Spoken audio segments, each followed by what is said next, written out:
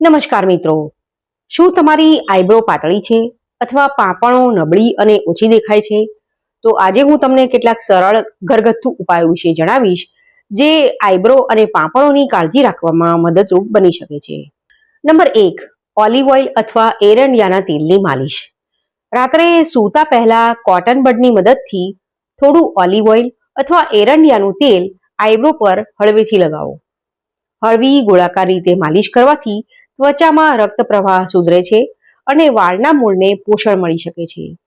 ધ્યાન રાખો કે તેલ આંખની અંદર ન જાય. નંબર 2, નાળિયેર તેલનો ઉપયોગ. નાળિયેર તેલ એટલે કે કોપરેલમાં ફેટી એસિડ હોય છે જે વાળને ભેજ અને પોષણ આપવામાં મદદ કરે છે. રોજ રાત્રે થોડું નાળિયેર તેલ આઈબ્રો અને પાંપણોની આસપાસ લગાવી શકાય છે. નંબર 3, સંતુલિત આહાર લો. આઈબ્રો અને પાંપણોનું સ્વાસ્થ્ય માત્ર બહારની કાળજી પર નહીં પરંતુ અંદરની પોષણ પર પણ આધાર રાખે છે. પ્રોટીન, આયર્ન, બાયોટીન અને વિટામિન ઈ ધરાવતા ખોરાક જેમ કે દાળ, સૂકા મેવા, ઈંડા અને લીલા શાકભાજીનો સમાવેશ કરો. નંબર 4, આંખોને વારંવાર મસળવાનું ટાળો. આંખોને સતત મસળવાથી પાંપણના વાળ નબળા પડી શકે છે અને તૂટી શકે છે. તેથી આંખોમાં ખંજવાળ આવે તો સ્વચ્છ પાણીથી ધોઈ લો. નંબર 5, મેકઅપ સારી રીતે દૂર કરો.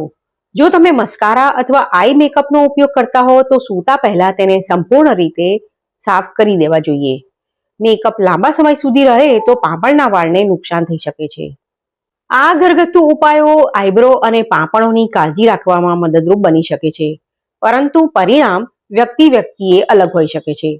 જો અચાનક ખૂબ વાળ ખરવા લાગે અથવા કોઈ ત્વચાની સમસ્યા થાય તો ડોક્ટરની સલાહ જરૂર લો.